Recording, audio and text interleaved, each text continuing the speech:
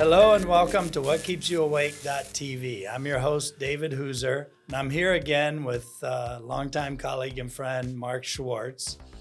We covered the basic systems needed by a small and medium-sized business. I wanted to talk with Mark a little bit about maybe some advanced systems. Let's say, for example, leveraging technology. We got into a little bit, Mark, that you've got to manage your cash flow and know about your cash flow. But cash flow is not just money in the bank. It's it's what could be coming in and what could be going out that's not reflected in the bank. And usually that's requiring the implementation of some type of technology. Your accounting system, there are many out there. There's simply using an Excel spreadsheet to doing enterprise-wide, systems, Oracle type systems that you might implement on a larger, medium-sized business or a large company. But let's talk about, leveraging technology. And that's as simple as making sure you have the right, in this case, technical support to ensure, communication flow between, systems like we mentioned a CRM tool and QuickBooks. So having information that about your sales pipeline in a customer relationship management tool. There are many of them that our audience could choose from. But having that streamlined connection, that API or interface into your accounting system, for example, QuickBooks. Tell me your experience in integrating that and leveraging technology to optimize the financial reporting available to small business owners. Certainly. One of the major issues as an accountant is to ask the right questions. And what technology you use will provide the right answers. If you choose the wrong technology or you need to acquire a specific kind of software, depends on the nature of your business. For example, if you have inventory in your business, part of your business depends on having a sufficient supply to handle the jobs in hand and the jobs that may come up in the next 30, 60 days. We've already seen examples like during the pandemic where people couldn't get their inventory in real time or in just in time. They sometimes were delayed 6 months. So constantly assessing inventory turnover, how often the product keeps turning over is important. Looking at that pipeline and seeing what might be needed, and all of that has to be available. So you have to have an industry-specific software to keep track of inventory. Some people use Excel, some people use QuickBooks, some people use advanced software. It all depends on your needs. Similarly, if you're keeping track of accounts receivable, if you're a doctor, you have a delay because you're sending your bills to a third-party payer, typically an insurance company. Some insurance companies take forever to pay. Some insurance companies reject claims, and so coding and billing becomes an issue. So you need that kind of software. Okay. If you're dealing with CRM, like you've mentioned, you want to know how are leads working. The question is an important one. If you're spending too much money to acquire a new client, you're barking up the wrong tree. You need to know that. And then when you're looking at your P&L and balance sheet, you also want to see what kinds of business segments are doing well and which ones are not doing well, and you want to be able to assess that. All of that depends on acquiring the right technology. If you don't have the right technology and the right professionals to put that technology in your hands, you're in trouble. And when you start building that kind of data set, it's a very complex data. You've got multiple systems that are depending on each other, and you've got to protect that environment, that ecosystem that you're building. So you've got to have the right, protection around it to make sure that that data stays clean and usable. So that's another issue to implementing technology, is protecting the data that is generated by that software enterprise system you've built. Absolutely. The other day when we talked about the basics, we talked about what you expect versus what you inspect. Depending on your staff, your agents, your independent contractors, is important. If you can't depend on them, you're in trouble. But they know that you're constantly monitoring, and being able to monitor is important. They're filling out their part of the CRM or project management system is important. And as we said, honesty is critical, but it's ensured if you're constantly monitoring and calling them on it. Okay. Well, and that would, I guess lead to the next thought of, you need to train your team on the critical natures of each subsection of your overall infrastructure. So, to get the right reports, whether it's a financial report, an inventory, management report, or a sales pipeline report, you've got to train your staff on their contribution to make sure they're doing what is necessary to bring all this information together to the leaders, the small business owner, to make the right decisions on. Absolutely. One of the issues that I explain to business owners is your bookkeeping function is wonderful, but a lot of the accounting work happens outside of the accounting system. For example, when an account executive, a sales person on your team, sells a product or at least receives a prospective order, they have to enter it into the system. That generates a whole series of steps. Then your inventory manager, your warehouse manager knows that they need to have certain products available.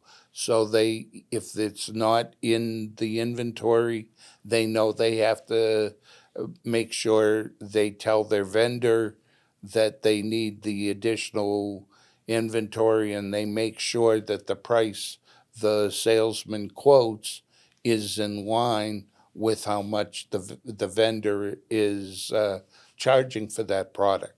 So by reporting, they enter that data. That's not the bookkeeper who enters that information. And so by making sure your staff fills in their part of the puzzle, you guarantee that the whole system works. So data in equals data out. So good data in equals good data out. So training Garbage them in, on their garbage purpose. out. All right. And then let's talk a little bit about, because we talk about a perfect world where, you make your products, the cash comes in, covers your expenses in time, so you pay the expenses off. What happens when those don't line up?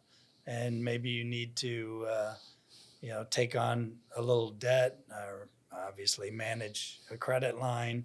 How does that information flow in? What is that? Does that just show up as an expense that you have to cover in the accounting system? Or?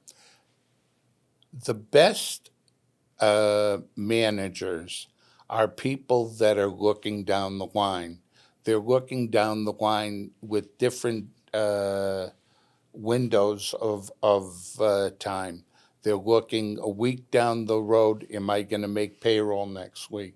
But they're looking a month down the road, do they have enough in the pipeline to satisfy your income needs and meet your expense needs? They also have to look quarterly and semi-annually, because there are times of year when a business, I don't want to say dries up, but it slows down. You own a business that washes cars. Well, certain times a year it rains a lot, and so people don't get their cars washed as often. So you don't need as many people on the payroll. You don't need as much product. But you also know that you have unrelenting overhead. You have to pay rent or a mortgage. You have to pay your Loans or your yes, ma'am. managers, etc. And during those downtimes, you have to see 6 months in advance that I'm going to need either a line of credit or a flat out loan. What you don't want to do is you mortgage yourself to the hilt by using your credit cards at high rates of Right. interest. You want to have a much lower credit line interest rate. We're talking the difference between 7 to 10% versus 20 to 25%. Yeah, it's crazy. And so by planning 6 months in advance, number one, you make sure your balance sheet is clean. We'll talk about that later. But then when the time comes to ask for a line of credit or simply to access an existing line of credit, you're ready for that. Okay. All right. And then there's always at the end of the various periods, if it's, monthly, you reconcile, and quarterly reconcile payroll. Quarterly, you pay sales taxes and, um, pay out whatever federal taxes you might be. So, what are some of the systems or implications of, tax management and planning? Well, we'll start with sales tax. Sales tax is easy to monitor because every time you sell a product, you have an add-on, a value, what we call a value added amount, and so the product might cost the customer $100, but the sales tax might be 8%. You don't charge $100, you charge $108, and you collect $8, set it aside for sales tax. And at the end of each month, you look at your balance sheet, how much is your sales tax payable? And that's a simple answer. A more complicated answer is you look at your income tax implications, and the first hurdle you face is you have to make sure you meet last year's tax, unless your sales are down, in which case your income tax might be lower. But typically, every year's a little bit better than the year Hopefully. before. And so you want to make sure you have at least that much tax put in on a quarterly basis or paid through payroll taxes, depending on the owner's relationship to the business as an employee or as simply the owner. Then what you have to also do is look at those same indicators, the balance sheet, the pipeline, and the P&L, and you want to see how you're doing.